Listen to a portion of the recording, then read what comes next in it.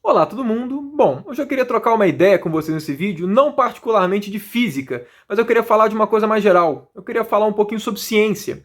E não só ciência, mas a forma como as pessoas estão vendo a ciência e como é que muitas vezes a gente não dá o valor necessário às pequenas coisas que movem o conhecimento científico. É muito interessante como é que a gente vive um momento extremamente contraditório na história. Se a gente for pegar 20, 30 anos, eu acho que ninguém tem dúvida de que desse tempo para cá, a humanidade evoluiu, tecnologicamente falando, de uma forma estrondosa. É só a gente ver o tanto de tecnologia que foi feita de um tempo para cá. Ok? Vamos pegar lá os computadores, vamos pegar os smartphones aqui para ser só um exemplozinho, mas a gente tem internet, a gente tem um monte de tecnologia relacionada à aviação.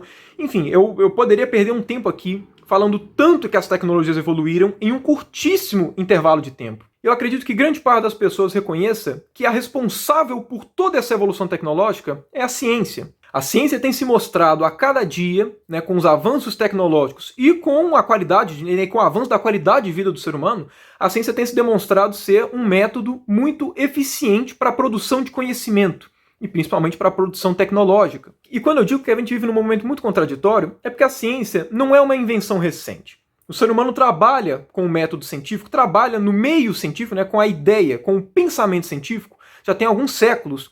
Mas atualmente é, sem dúvida, o momento da história mais propício para que a gente olhe todo o avanço tecnológico, para que a gente olhe como é que a sociedade se desenvolveu, né, com o passar dos anos. É um momento propício para a gente olhar tudo isso e perceber o quanto a ciência tem sido eficiente, o quanto a ciência tem cumprido o seu papel. E o que é extremamente contraditório é que nesse mesmo momento que a gente consegue perceber como a ciência tem se mostrado eficiente para gerar conhecimento, tem sido um dos momentos que mais tem crescido movimentos de negação da ciência. Meu objetivo com esse vídeo não é ficar divagando sobre a ideia de como é importante a gente acreditar na ciência, como a ciência realmente é importante, como é que movimentos de negação da ciência são totalmente antiproducentes. Meu objetivo não é esse com esse vídeo. Principalmente porque, no meu modo de ver, dois dos ambientes que acabam servindo como semente para futuros pensamentos anti-ciência são exatamente os dois ambientes que mais deveriam colaborar para o crédito da ciência e para a formação científica da pessoa, que é dentro de casa e grande parte das vezes nas escolas. Existe uma brincadeira que falam que cientistas nada mais são do que crianças mais velhas. E o fundo de verdade nisso é muito forte. As crianças, elas possuem as principais características de um cientista, ou as principais características que um cientista tem que ter, que é a insaciável curiosidade para entender o que está acontecendo ao seu redor. Crianças se fazem pergunta o tempo inteiro. Se elas estão andando e olham para cima, vê que o céu é azul, já está lá, por que o céu é azul? A criança fica com curiosidade. Vai começar a chover, cai raio, a pessoa fica curiosa, por que o raio está caindo? Vê formiga andando, né, com um monte de folha, levando para o formigueiro, quer saber aquilo. Criança pergunta de tudo o tempo inteiro. Criança é naturalmente curiosa. E as crianças, em muitos aspectos, usam uma espécie de método científico rudimentar.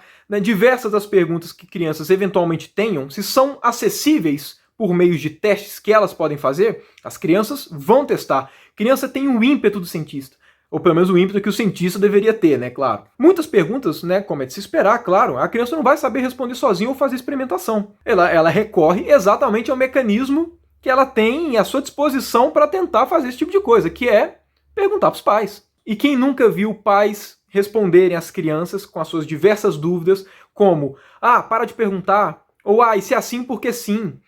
Que pergunta besta, certo? É muito comum a gente ver pais que ou se incomodam por não saber responder e enrolam o filho, ou então tratam aquela pergunta como algo secundário, como algo inútil, e realmente muitas vezes falam para os seus filhos que essa pergunta é um conhecimento inútil, não vai fazer muita diferença, ou que isso não importa, ou que é melhor parar de perguntar porque ficar perguntando o tempo inteiro enche o saco e por aí vai. E na minha concepção, é aí que começa grande parte do desserviço que a gente pode prestar à sociedade. A gente ensina para a criança que as perguntas não devem ser feitas.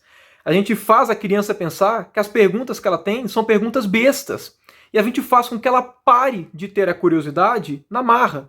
A gente inibe a criança de fazer perguntas e, por consequência, ela vai perdendo um pouco aquela curiosidade nata que ela tem. Pais que instigam as crianças a perguntarem, que motivam as dúvidas e que muitas vezes ali participam no processo exatamente de tentar entender o que está ao seu redor, colaboram imensamente para o processo de formação científica do seu filho. Inclusive, muitas das perguntas que as crianças fazem para os pais são exatamente questionando os conhecimentos que estão sendo passados para eles. Então a criança pergunta alguma coisa para o pai.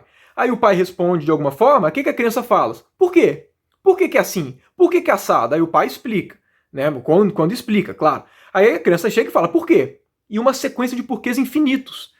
Se você chega e mata isso tudo, você deixa a pessoa muito mais suscetível futuramente a acabar aderindo a movimentos anticientíficos. Por quê? Porque você está basicamente falando para ela que não é para ficar fazendo pergunta. Aceite.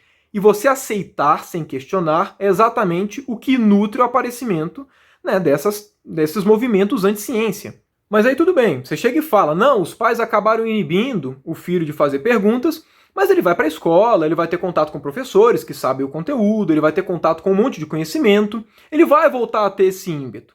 Beleza.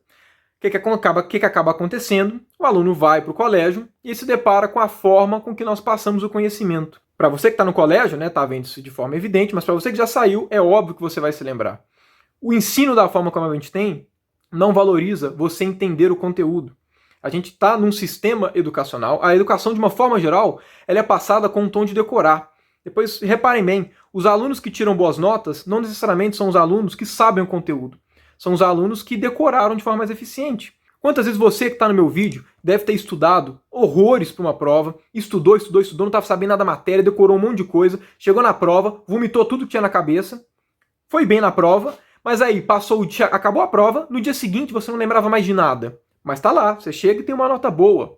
De que adianta a nota boa se você não aprendeu? Isso não é aprendizado. A criança que acaba sendo inibida de fazer perguntas chega num sistema educacional que valoriza o decorar, que valoriza você saber reproduzir o que o professor passou na sala sem necessariamente processar aquilo que está sendo passado. A gente ensina conhecimento científico, mas a gente não ensina o processo do conhecimento científico, que é o mais importante. O conhecimento não surgiu do nada, não veio um livro flutuando dos céus, caiu na frente falando assim, ó, física. Não caiu dos céus uma coisa falando assim, química, matemática, biologia. Não, o conhecimento foi adquirido com o passar do tempo.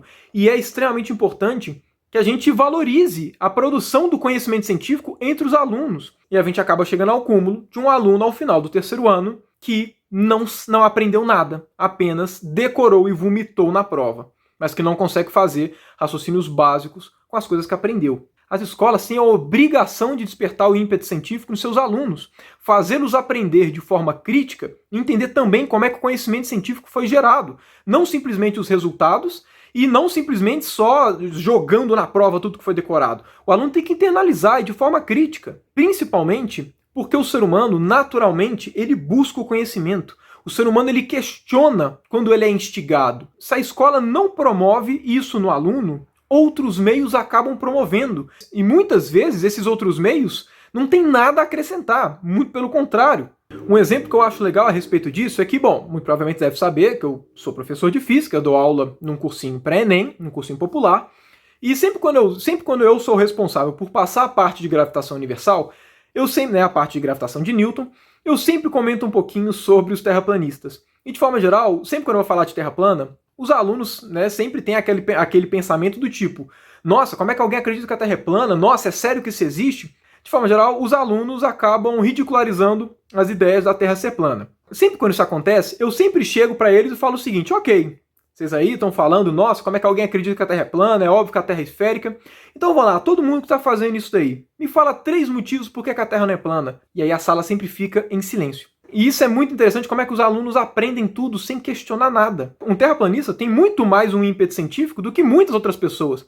Por quê? Porque ele viu o conhecimento que passaram para ele, de que a Terra era esférica, ele questionou, ninguém quis responder e ele foi tentando buscar atrás. A questão é só que eles foram instigados por pessoas que prestam desserviço ao avanço do conhecimento na humanidade. E tratam o conhecimento científico como se fosse uma questão de opinião e que você pode debater a Terra é plana ou a Terra é esférica. Existem coisas na ciência que não tem discussão. Todo terraplanista acaba surgindo exatamente por um ímpeto científico, de questionar o conhecimento que está sendo passado e querer entender a verdade. É por isso que eu digo que a escola tem a obrigação de formar um aluno de forma crítica e saber como é que o conhecimento se dá. Porque muito provavelmente as pessoas que se aderem aos movimentos anti-ciência não tiveram uma formação científica adequada, não tiveram uma formação crítica a respeito e foram instigadas a seguir os movimentos não científicos por outras pessoas que exploraram exatamente ali o ímpeto do ser humano natural de querer buscar conhecimento. Se o aluno não aprende de forma crítica,